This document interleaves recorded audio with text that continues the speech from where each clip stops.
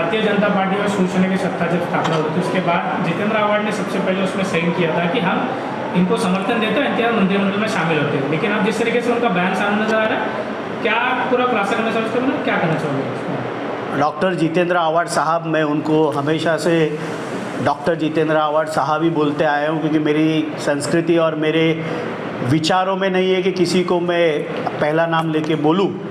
आज उन्होंने राष्ट्रवादी के नेता और महाराष्ट्र के मंत्री हसन मुशर्रफ जी पे उनका एकेरी उल्लेख करके जो बयान दिया है वो हमेशा से उनकी आदत रही है।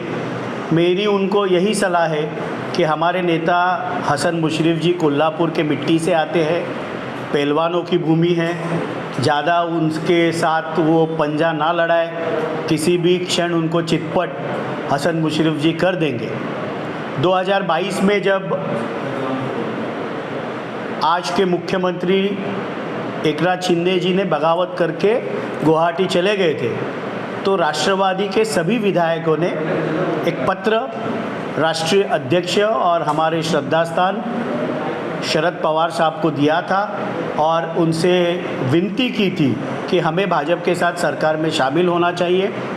मुझे खुशी है कि महाराष्ट्र को आज डॉक्टर जितेंद्र आव्हाड साहब ने बता दिया कि मेरी भी हस्ताक्षर उस पत्र पे है, लेकिन मैंने बाहर आके हमारे प्रदेश अध्यक्ष जयंत पाटिल साहब जी को बोल दिया कि मेरे अगर दस्तखत भी है तो मैं इससे राज़ी नहीं हूँ। मेरा उनसे एक ही सवाल है, क्या वो छोटे बच्चे थे कि उनका हाथ पकड़कर उनसे हस्ताक्षर उस पत्र पे लिए गए? आगे जाके उन्होंने ये भी बयान दिया कि दो विरुद्ध विचारधाराएं कभी एक हो नहीं सकती। भारत को 5000 सालों का इतिहास है कि ये दोनों विचारधाराएं पैरेलल चलती है, ये इतिहास है। मुझे मालूम है कि वो इतिहास में संशोधन करके उन्होंने पीएचडी ली है, लेकिन मेरा उनसे एक बड़ा ही सरल प्रश्न है कि 2019 में वो कहते हैं कि मेरे हृदय में शिव शाहू फुले अम्बेडकर है, और उन्होंने कहा कि एक जांग पर शिव शाहू फुले अम्बेडकर और एक पे गोलवलकर गुरुजी रख के हम कैसे चल सकते हैं। लेकिन 2019 में जिन्होंने बाबरी मस्जिद गिराई, जिसका समर्थन जिस पार्टी ने किया, जिन्होंने मराठवाड़ा विद्यापीठ के नामांतर को विरोध किया, उनके साथ आप सत्ता में शामिल हुए। तो जिस प्रकार आज आप बयान दे रहे कि वो पत्र पे मेरे हस्ताक्षर थे, लेकिन बाहर आके मैंने तब के प्रदेशाध्यक्ष जयंत पाटिल जी को कहा था कि अगर मैंने हस्ताक्षर भी किए तो मेरा विरोध है, तो आप जयंत पाटिल जी के कान में कह सकते थे कि मैं इस सरकार में शामिल नहीं हूँगा जिसके मुखिया मुख्यमंत्री जिनका पक्ष, जिन्होंने बाबरी मस्जिद गिराई, जिन्होंने नामांतर को विरोध किया, उनके साथ सत्ता में शामिल नहीं होऊंगा। तब आपकी अंतरात्मा कहाँ गई थी? जिंदगी भर आपने आपके स्वार्थ का, विकास का नहीं पर स्वार्थ का राजकारण आपने किया है, इसलिए आप ज़्यादा नीतिमत्ता की बातें वो न करें। जितेंद्र आव्हाड यांनी हसन मुश्रीफ यांना एकेरी शब्दामध्ये उल्लेख केलेला आहे, त्याचबरोबर त्यांनी वेगवेगळ्या प्रकारच्या टीका देखील काय सांगतो? आज डॉक्टर जितेंद्र आव्हाड साहेब म्हणतो आहे, कारण माझी काही एकेरीत कोणाचाही उल्लेख करायची संस्कृती नाही। यांनी राष्ट्रवादीचे नेते, राज्याचे मंत्री हसन मुशर्रफ जी यांच्यावर त्यांनी एकेरीत टीका केलेली आहे। आव्हाडांची ती कायमची संस्कृती आहे की एकेरीत उल्लेख करून अनेकांचे अपमान ते कायम करत असतात। माझी एवढीच त्यांना विनंती आहे की हसन मुशर्रफ साहेब हे कोल्हापूरच्या लाल मातीतनं येतात, पैलवान आहेत, त्यांच्याची फार डावपेच करू नका। कधी तुम्हाला चितपट करतील राजकारणामध्ये तुम्हाला कळणार देखील नाही।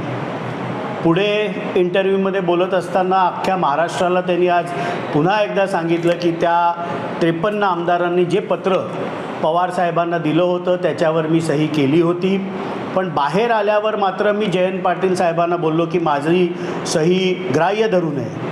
माझा त्यांना प्रश्न आहे की तुमचा हात धरून तुम्ही लहान बाळ होतात का की कोणी तुमची सही जबरदस्तीने त्या पत्रावर घेतली? त्यामुळे आपल्या सोयीचं, आपल्या स्वार्थाचं राजकारण आपण कायम करत आलात। पुढे जाऊन त्यांनी अगदी हातवारे करून, कारण त्यांचं डॉक्टरेट इतिहासामध्ये आहे, ते डॉक्टर जितेंद्र आव्हाड साहेब आहेत, की दोन विरोधी विचारधारा कधी एकत्र येऊ शकत नाहीत। 5000 वर्षापासून इतिहास आहे की दोन विचारधारा कधी येऊ शकत नाहीत आणि शिवशाहू फुले आंबेडकर इथे हृदयामध्ये असायला लागतं. ह्यांचं सोयीचं राजकारण आहे. एका मांडीवर शिवशाहू फुले आंबेडकर आणि एका मांडीवर गोळवळकर गुरुजी. मग 2019 साली आपण आपल्या एका मांडीवर शिवशाहू फुले आंबेडकर बसवलं आणि ज्यांनी बाबरी मस्जिद पाडली, ज्यांनी मराठवाडा विद्यापीठाच्या नामांतराला विरोध केला, त्या पक्षाबरोबर आपण मंत्री झालात ना, सत्तेमध्ये सहभागी झालात ना. मग त्या दोन विरोधी विचारधारा नव्हत्या का?